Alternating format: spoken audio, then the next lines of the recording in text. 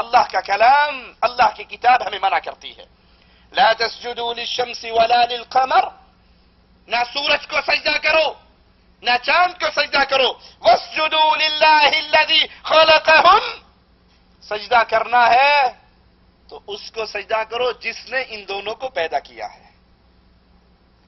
سورج کو سجدہ نہ کرو، چاند کو سجدہ نہ کرو، سجدہ کرنا ہے تو اس کو کرو جو سورج اور چاند کا خالق ہے، مخلوق کو سجدہ نہ کرو بلکہ خالق کو سجدہ کرو۔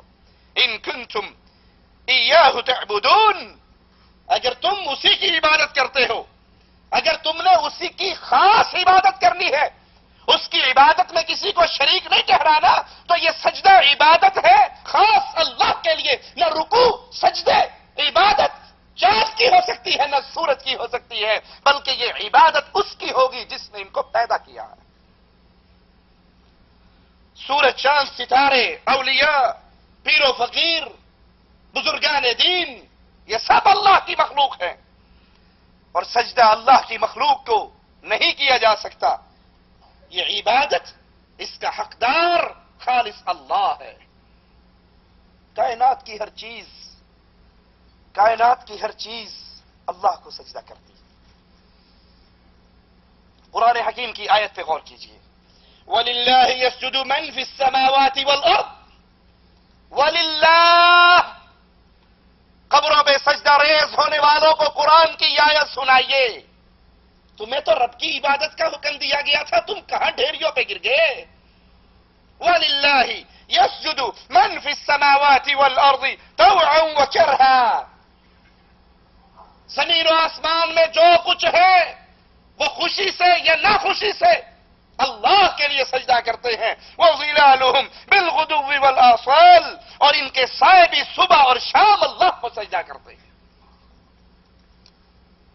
کائنات کی ہر چیز اللہ کے لیے سجدہ ریز ہے، اللہ کی عبادت میں مگن ہے، اللہ کو سجدہ کر رہے ہیں۔ وَلِلَّهِ يَسْجُدُ مَا فِي السَّمَاوَاتِ وَمَا فِي الْأَرْضِ مِنْ دَابَّةٍ وَالْمَلَائِكَةِ، اللہ کے لیے سجدہ کرتے ہیں۔ ما فی السماوات، آسمانوں کی ساری مخلوق، وما فی الارض، زمین کی ساری مخلوق، من دابہ، ہر جاندار، والملائکہ، اللہ کے فرشتے، یہ سارے آسمان والے، زمین والے، جاندار، فرشتے، یہ سب اللہ کے لیے سجدہ کرتے ہیں۔ وَهُمْ لَا يَسْتَكْبِرُونَ، اور وہ اس عبادت کرتے ہوئے تکبر نہیں کرتے۔ ایک ایک چیز کا مالک نام گنا رہا ہے، گنیے ذرا، قرآن کی آیت پہ غور کیجئے۔ أَلَمْ تَرَ أَنَّ اللَّهَ يَسْجُدُ لَهُ مَنْ فِي السَّمَاوَاتِ وَمَنْ فِي الْأَرْضِ وَالشَّمْسُ وَالْقَمَرُ، کیا تم نہیں دیکھتے اللہ کے لیے سجدہ ریز ہے، من فی السماوات، جو آسمانوں میں ہے، ومن فی الارض، جو زمین میں ہے، والشمس، سورج بھی اللہ کو سجدہ کرتا ہے، والقمر، چاند بھی اللہ کو سجدہ کرتا ہے، والنجوم، ستارے بھی اللہ کو سجدہ کرتے ہیں، والجبال، فرشتے، یہ بڑے بڑے پہاڑ بھی اللہ کو سجدہ کرتے ہیں، والشجر، درخت بھی اللہ کو سجدہ کرتے ہیں، درختوں کے سائے اللہ کے سامنے سجدہ ریز ہوتے ہیں، والدواب، جاندار، یہ بھی اللہ کے لیے سجدہ ریز ہے، وَكَثِيرٌ مِّنَ النَّاسِ، ہر پہاڑ اللہ کے لیے سجدہ ریز، ہر ستارہ اللہ کے لیے سجدہ کرتا ہے، سورج اور چاند اللہ کے لیے سجدہ کرتے ہیں، جاندار اللہ کے لیے سجدہ کرتے ہیں، درخت اللہ کے لیے سجدہ کرتے ہیں۔ لیکن جب معاملہ انسانوں کا آیا تو قرآن حکیم کی آیت پہ غور کیجئے، وَكَثِيرٌ مِّنَ النَّاسِ، اور بہت سارے لوگ ایسے ہیں جو اللہ کے لیے سجدہ کرتے ہیں، وَكَثِيرٌ حَقَّ عَلَيْهِ الْعَذَابُ، اللہ نے یہ نہیں کہا کہ سارے انسان اللہ کے لیے سجدہ کرتے ہیں، نہیں، انسانوں میں بہت ساری ایسی تعداد ہے جو اللہ کے لیے سجدہ کرتی ہے، اور بہت ساری ایسی ہے جو اللہ کو چھوڑ کر اللہ کی مخلوق کو سجدہ کرتی ہے، پتھروں پہ سجدہ ریز ہے، درختوں پہ سجدہ ریز ہے، پیروں فقیروں پہ سجدہ ریز ہے، درگاہوں پہ سجدہ ریز ہے، حسین کے گھوڑے پہ سجدہ ریز ہے، ڈھیری پہ سجدہ ریز ہے، درگاہ پہ سجدہ ریز ہے، زندہ حضرت کے سامنے سجدہ ریز ہے۔ ان کا ذکر مالک کن الفاظ میں کر رہا ہے؟ وَكَثِيرٌ بہت زیادہ انسان ایسے ہیں حق علیہ العذاب جن پر اللہ کے عذاب کا فیصلہ صادر ہو چکا ہے، جو اللہ کو چھوڑ کر غیروں کو سجدہ کرے وہ اہل ایمان کی لسٹ میں نہیں ہے۔ یہ عبادت اللہ کی، یہ حق اللہ کا، غیر کے لیے سجدے نہیں ہو سکتے۔ وَمَن يُهِنِ اللَّهُ فَمَا لَهُ مِن مُكْرِمٍ جس کو اللہ ذلیل کرے اس کو عزت کون دے سکتا ہے؟ جو اللہ کے لیے سجدہ کرتا ہے اس کی عزت کے تو یہ عالم، ایک سجدے پر ایک نیکی ملتی ہے، ایک سجدے پر ایک گناہ معاف ہوتا ہے۔ جو اللہ کے لیے سجدہ کرے شیطان روتا ہے، جو اللہ کے لیے سجدہ کرے جنتوں میں اعلیٰ مقام پر پہنچتا ہے، لیکن جو غیر اللہ کے لیے سجدہ کرتا ہے وہ ذلیل ہے، اس کو نہ دنیا میں نہ آخرت میں کوئی عزت نہیں دے سکتا۔ عزت اسی کے لیے جس کی پیشانی اللہ کے سامنے جھکتی ہے، جس کو رب ذلیل کرے۔ اور رب کس کو ذلیل کرتا ہے؟ رب اپنے پیاروں کو ذلیل نہیں کرتا، اپنے دشمنوں کو ذلیل کرتا ہے۔ اور جو رب کے سامنے اپنی ناک خاک آلود کرتے ہیں، اپنی پیشانی دھرتی پر رکھتے ہیں، اپنے رب کو پکارتے ہیں، اپنے رب سے معافی مانگتے ہیں، رب دنیا کی زندگی میں بھی عزت دیتا ہے اور آخرت میں بھی عزت دیتا ہے۔ ان الذين عند ربك لا يستكبرون عن عبادته جو اللہ کے ہاں ہے، اللہ کے فرشتے،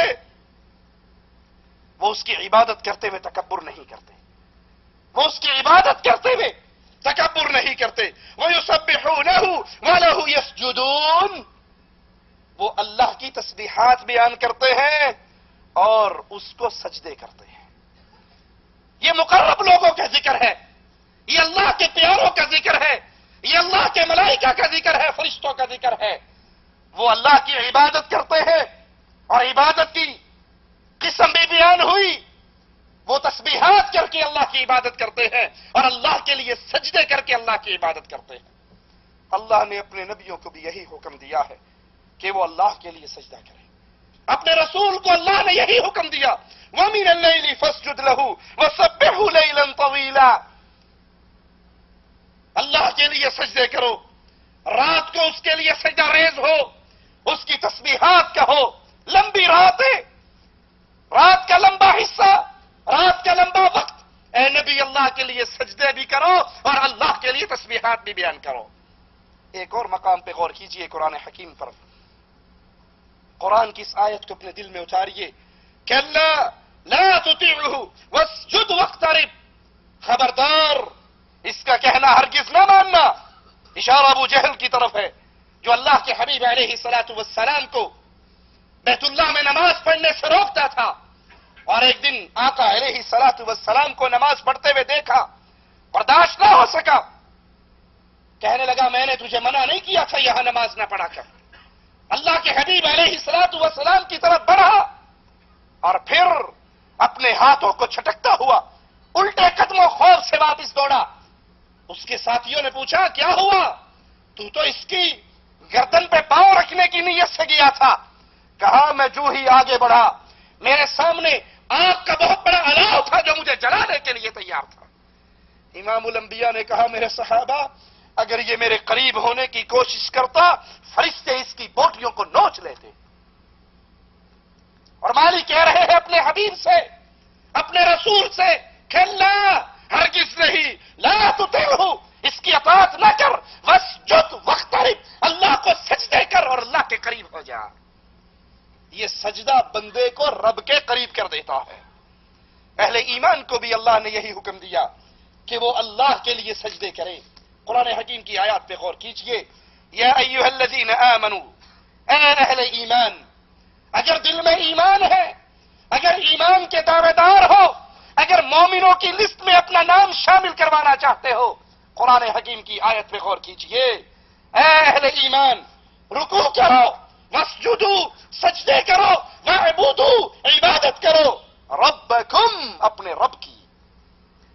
کوئی اللہ کے لیے سجدہ کرے، کوئی اللہ کے لیے رکوع کرے تو یہ عبادت ہے، اور رب اس آیت میں یہ بات سمجھا رہا ہے وَاعْبُدُوا رَبَّكُمْ، یہ رکوع عبادت، یہ سجدہ عبادت، اس کا حقدار بھی صرف تمہارا رب ہے۔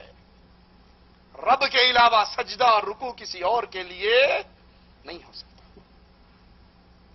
وَافْعَلُوا الْخَيْرَ لَعَلَّكُمْ تُفْلِحُونَ، رکوع کرو، سجدے کرو، عبادت کرو، خیر کے کام کرو تاکہ تم فلاح پا جاؤ۔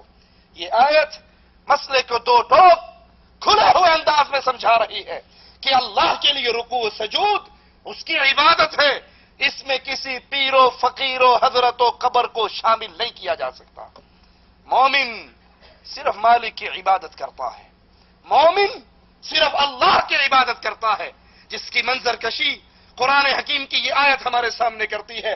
امن هو قانت آناء اللیل ساجدا، مومن کون ہے؟ مومن کی صفات کیا ہے؟ مومن کا حال کیا ہے؟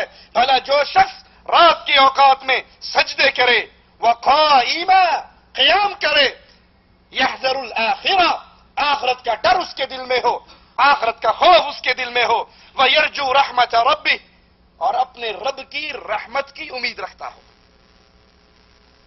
اللہ کے لیے سجدے کرے، راتوں کو قیام کرے۔ یہ قیام اور سجدے عبادت ہے، کس کے؟ خالص اللہ کے، اور یہ کرتے ہوئے اس کے دل میں اللہ کی رحمت کی امید بھی ہو اور وہ آخرت کا خوف بھی رکھتا ہو۔ اگر کوئی انسان مالک کو چھوڑ کر، اپنے سچے الہ کو چھوڑ کر، اللہ کو چھوڑ کر اس کی کسی مخلوق کے سامنے سجدہ ریز ہوتا ہے، اس کا نام اہل ایمان کی جماعت میں شامل نہیں ہو سکتا۔ قل هل يستوي الذين يعلمون والذين لا يعلمون، نبی کہو کیا علم والے اور بے علم برابر ہو سکتے ہیں؟ اللہ کے لیے سجدہ کرنے والے، قبروں پہ سجدے کرنے والے، اللہ کے لیے رکوع کرنے والے، پیروں کے لیے رکوع کرنے والے، اللہ کے لیے قیام کرنے والے، حضرتوں کے لیے قیام کرنے والے، کیا یہ برابر ہو سکتے ہیں؟ انما يتذكر اولو الالباب، قرآن حکیم کی ان آیات سے عقل مند نصیحت لیتے ہیں۔ یہ عقل مندوں کے لیے نصیحت ہے، یہ عقل والوں کے لیے نصیحت ہے۔ مومن کی صفات مالک کے قرآن سے سنیے، التائبون العابدون، مومن کیسا ہے؟ مومن کے اعمال کیا ہے؟ مومن کا کردار کیا ہے؟ التائبون العابدون الحامدون الصائحون الراکعون الساجدون۔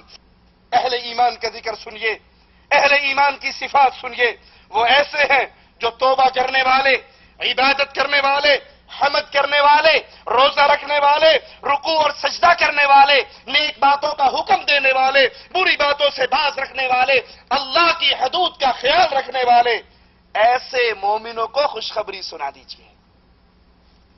مومن کی صفات، اس کی گردن کٹتی ہے تو کٹ جائے، مومن کی گردن کبھی غیر کے لیے نہیں جھکا کرتی، کسی غیر کے سامنے نہیں جھکا کرتی، یہ گردن جب بھی جھکتی ہے تو اللہ کے لیے۔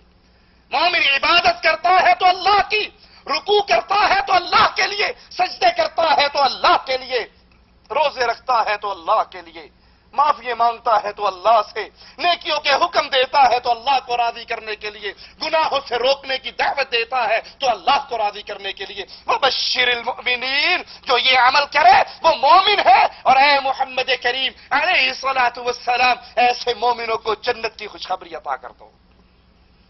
رکوع اور سجود ہمارے ہاں بیماری چل چکی ہے، پیر کو دیکھا تو سجدہ، بابے کو دیکھا تو سجدہ، محرم میں گھوڑے نکلے تو سجدے، زندہ بابا آ کر بیٹھا تو سجدہ، قوال کے سامنے سجدے، ڈھول پیٹنے والوں کے سامنے سجدے۔ یہ سجدے اللہ کے لیے کیے جاتے ہیں، اور یہ درباروں پہ نہیں ہوتے، رب کی عبادت کے مقام پر ہوتے ہیں۔ وَإِذْ بَوَّأْنَا لِإِبْرَاهِيمَ مَكَانَ الْبَيْتِ أَلَّا تُشْرِكْ بِي شَيْئًا، اور جب ہم نے ابراہیم کو کعبے کے مکان کی جگہ مقرر کر دی اس شرط پر کہ تم میرے ساتھ شرک کسی کو شریک نہ کرنا، وَطَاهِرْ بَيْتِيَ لِلطَّائِفِينَ، اس بیت اللہ کو پاک رکھنا، اس بیت اللہ کو صاف رکھنا، میرے گھر کو پاک و صاف، کن کے لیے؟ لِلطَّائِفِينَ وَالْقَائِمِينَ وَالرُّكَّعِ السُّجُودِ، طواف کرنے والوں کے لیے، قیام کرنے والوں کے لیے، رکوع کرنے والوں کے لیے، سجدہ کرنے والوں کے لیے۔ یہ رکوع اور سجدے کا مرکز اللہ کی مسجدیں ہیں، امت محمدیہ کے لیے زمین کو پاک کیا گیا ہے، سوائے قبروں کے اور سوائے باتھ روم کے، باقی ساری زمین اہل ایمان کے لیے پاک کی گئی ہے۔ اس سجدے کا مرکز